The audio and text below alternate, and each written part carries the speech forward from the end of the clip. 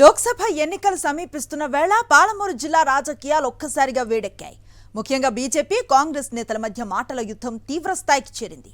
ఆరోపణలు ప్రత్యారోపణలు, సవాళ్లు ప్రతి సవాళ్లతో ఇరు పార్టీల నేతలు సై అంటే సై అంటున్నారు. జిల్లాలో రెండు పార్టీల ముఖ్య నేతల మధ్య ఆరోపణల పర్వం దేవుడి మీద ప్రమాణాల వరకు వెళ్ళింది. అసలు హస్తం కమలం నాయకుల మధ్య ఈ గొడవకు కారణం ఏంటి? Watch the story. ఉమ్మడి పాలమూరు జిల్లా గద్వాల నుంచి అంచెలంచెలుగా జాతీయ స్థాయి నేతగా ఎదిగిన డీకే అరుణ రాజకీయాల్లో చిరపరిచితురాలే.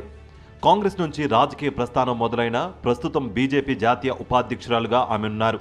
ఇక కాంగ్రెస్లో విద్యార్థి నేతగా మొదలైన వంశీచందర్ రెడ్డి ఏఐసీసీ కార్యదర్శిగా, సిడబ్ల్యూసీ ప్రత్యేక ఆహ్వానితుడిగా కొనసాగుతున్నారు.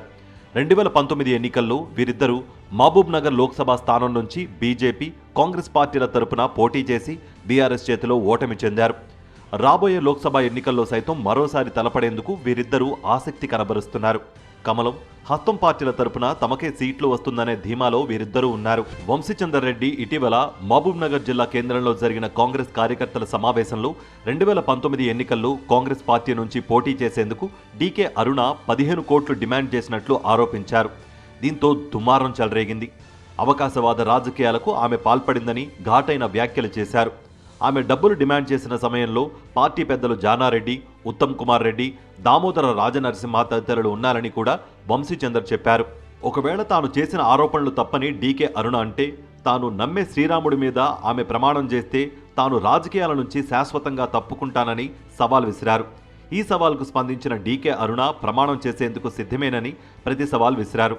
కానీ వంశీచందర్ రెడ్డి ప్రస్తావించిన కాంగ్రెస్ పార్టీ సీనియర్లు సైతం తాను డబ్బులు డిమాండ్ చేసినట్లు ప్రమాణం చేయాలని డిమాండ్ చేశారు.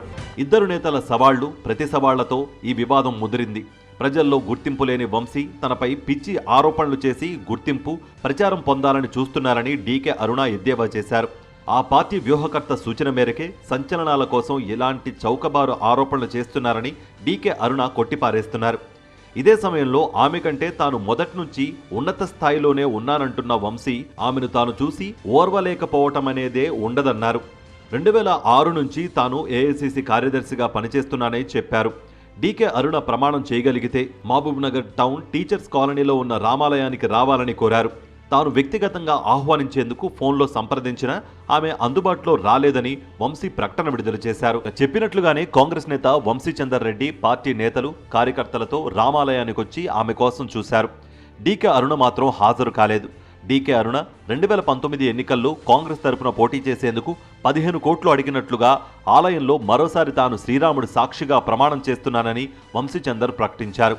ఆయన ప్రస్తావించిన నేతలు రానప్పుడు నేనెందుకు వస్తానని డీకే అరుణ వాదిస్తున్నారు. దేశ ప్రజలు వందల సంవత్సరాలుగా ఎదురుచూసిన కళ నిజమైన వేళ సంబరపడుతుంటే కాంగ్రెస్ నేతలు మాత్రం బాలరాముడి పునఃప్రతిష్టకు హాజరు కాకపోవడం దుర్మార్గమని ఆరోపించిన బీజేపీ నాయకులు, కాంగ్రెస్ నేతలు ప్రమాణం పేరుతో వచ్చి రామాలయాన్ని అపవిత్రం చేశారంటూ ఆలయాన్ని శుద్ధి చేశారు. లోక్సభ ఎన్నికలకు 3 ప్రధాన పార్టీలు పాలమూరు జిల్లాపై ప్రత్యేక ఫోకస్ పెట్టాయి. సీఎం రేవంత్ రెడ్డి సొంత జిల్లా కావడంతో ఉమ్మడి జిల్లాలోని 2 స్థానాలు గెలవాలనే పట్టుదలతో కాంగ్రెస్ వ్యూహాలు రచిస్తోంది. అదే సమయంలో మహబూబ్ నగర్ పార్లమెంట్ పరిధిలోని 7 కాంగ్రెస్ ఎమ్మెల్యేలే కావడంతో ఆ పార్టీ ఫుల్ జోష్లో ఉంది. ఇక బీజేపీ సైతం అయోధ్యలో రామాలయం నిర్మాణం, బాలరాముడి ప్రాణప్రతిష్ఠ, మోదీ చరిష్మా కలిసి వస్తుందని భావిస్తోంది. అందుకే ఇరు పార్టీల నేతలు ఎన్నికలకు ముందే జిల్లా రాజకీయాలను హీటెక్కిస్తున్నారు.